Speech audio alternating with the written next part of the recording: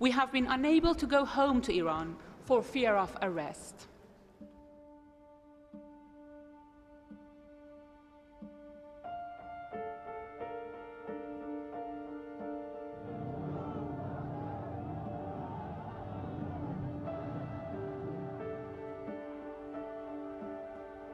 When I was living in Iran as a child, the United States was portrayed as the enemy. At school, on television, in the curriculum, and every morning when we queued up before going to the classroom, we had to chant "Death to America."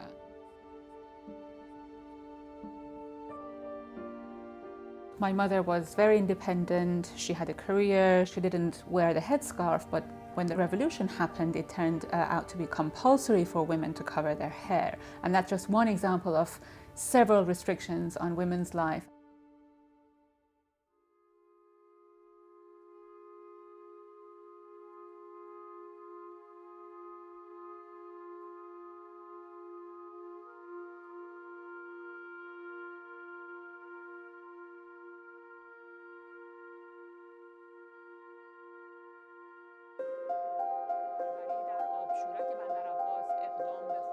In 2013, my parents were interrogated by the intelligence agents in Iran.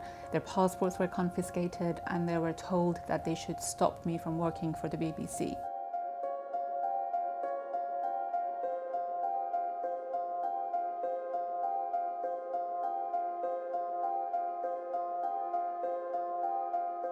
There are all sorts of campaigns against us, starting from smear campaigns on social media and then death threats against myself, my children, my family inside the country.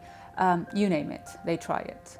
It's difficult, without a doubt. I haven't been able to go home for 14 years and I can't see that happening anytime soon. And I miss my family. It's difficult to miss family gatherings, funerals, weddings. But if you give in to bullies, you encourage bullies.